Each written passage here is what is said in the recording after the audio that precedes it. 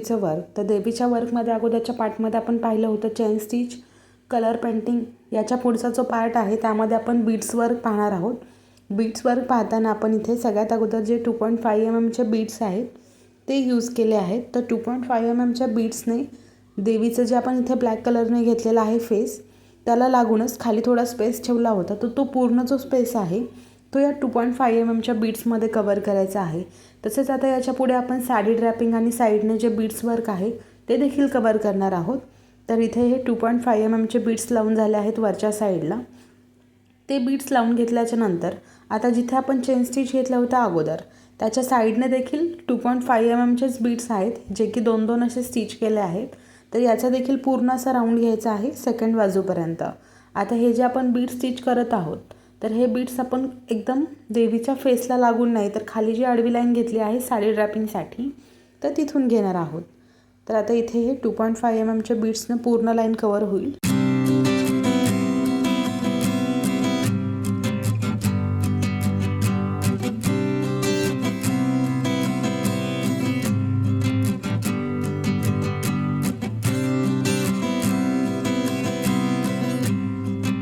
आता इथे 2.5 mm beads झाले. 2.5 mm बीड्स झाल्याच्या नंतर त्याच बीड्सच्या बाजूने सेकंड राऊंड जो असणार आहे तो गहूमणीमध्ये असणार आहे, ज्यामध्ये सिंगल बीड स्टिच केला आहे गहूमणी. हा गहूमणी झाल्याच्या नंतर परत 4 mm बीड्सचा एक राऊंड. असे कम्प्लिटली इथं 3 राऊंड होतील. एक म्हणजे 2.5 mm, त्याच्यानंतर गहूमणी झाल्याच्यानंतर परत अजून एक वेळा 4 mm बीड्स. असे टोटल 3 राऊंड घ्यायचे आहेत. ते 3 राऊंड झाल्याच्या नंतर मग आपण साडी ड्रॅपिंग करायला घेणार आहोत.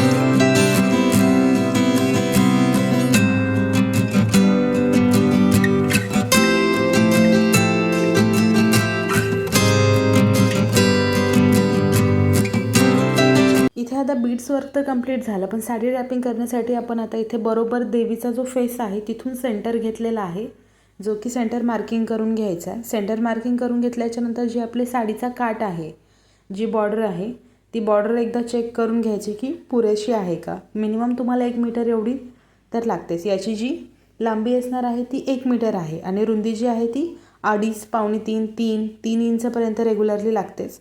आता इथे साडीचा एक स्टार्टिंगचा काठ ठेवला आहे. काठ ठेवल्याच्या नंतर तिथं पिनअप करून घेतला आहे, पिन अटॅच करून घ्यायची. त्याच्यानंतर आता इथे किती पुरेसा आहे हे देखील चेक करायचं आणि साध्या सुईमध्ये धागा लावून घ्यायचा आहे प्रत्येक प्लीट्स करण्यासाठी. प्लीट्स करून झाली. आता याला स्टिच करण्यासाठी आपण जो धागा लावला आहे तो यूज करणार आहोत, जो की नॉर्मली आपण जसा हात शिलाईसाठी धागा लावतो आहे सेम तोच धागा लावायचा आहे. तर इथे निडल सेट करून घेतली आहे. निडल सेट करून घेतल्याच्या नंतर आता ही जी पूर्ण प्लेटिंग होणार आहे या प्लीट्समध्ये अर्धा इंचचा असं गॅप घेतलेला आहे. आता सगळ्यात अगोदर खालून धागा वर काढायचा आहे. खालून धागा वर काढल्याच्या नंतर या प्रत्येक प्लीट्सवर 3 वेळा स्टिच करायचं आहे. एक वेळा टाकला खाली धागा, परत रिटर्न तिथूनच वर काढायचा, परत अजून खाली टाकायचं, असं 3 वेळा एका प्लीट्सवरती स्टिच करायचं, जेणेकरून आपल्या या परफेक्ट प्लीट्स ज्या आहेत त्या अटॅच होऊन जातील. एक झाली. आता ही एक प्लीट झाल्याच्या नंतर इथे पिन करून घ्यायची खालच्या साईडला पिन लावून घेतली. आता परत इथे सेकंड प्लीट्स, थर्ड प्लीट्स अशा वेगवेगळ्या प्लीट्स इथे अटॅच करायला घ्यायच्या आहेत. आणि जसं आपला घागरा असेल, लेहंगा असेल, त्याला वरच्या साईडला कट छोटा असतो आणि खालच्या बाजूला त्याचा जो लेयर येतो, फ्लेअर येतो, तो मोठा राहतो. सेम तसंच इथंसुद्धा करायचं आहे. तर वरती थोड्याशा जवळ प्लीट्स घ्यायच्या, पण खालच्या बाजूने रुंदी तेवढीच ठेवायची आहे जास्तीची. असं करत या पूर्ण प्लीट्स सेंटरपर्यंत स्टिच करून घ्यायच्या.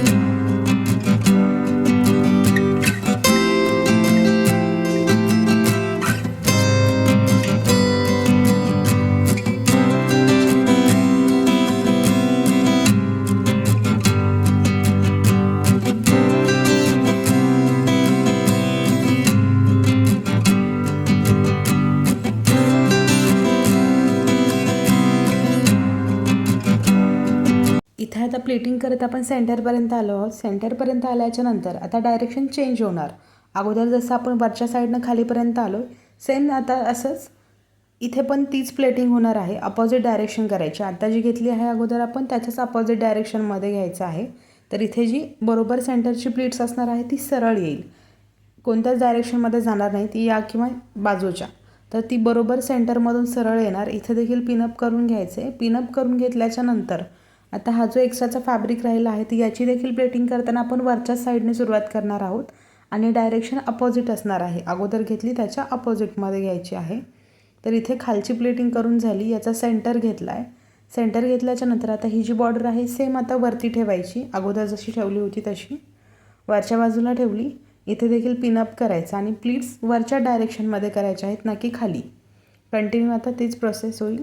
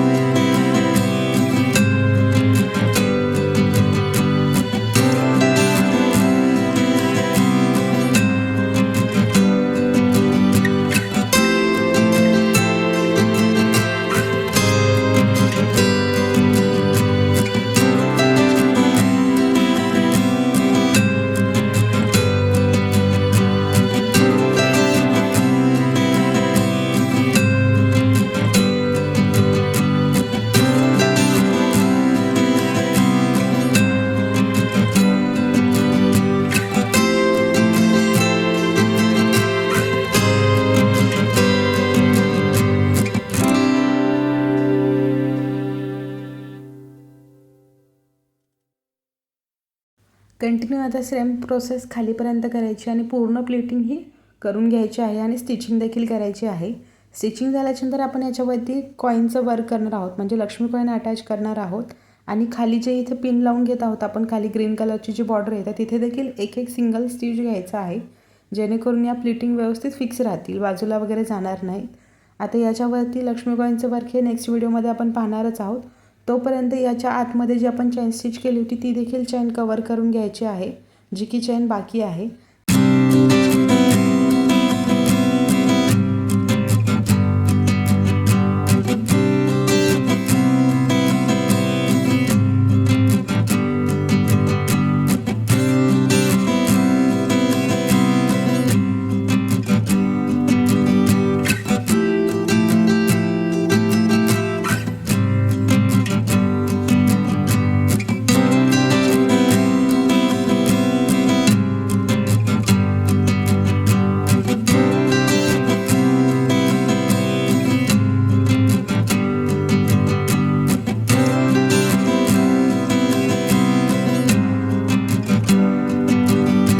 थर्ड व्हिडिओमध्ये आपण साडी ड्रेपिंग पाहिली. याच्या पुढच्या व्हिडिओमध्ये आपण देवीचं जे राहिलेलं वर्क आहे ते देखील कवर करणार आहोत.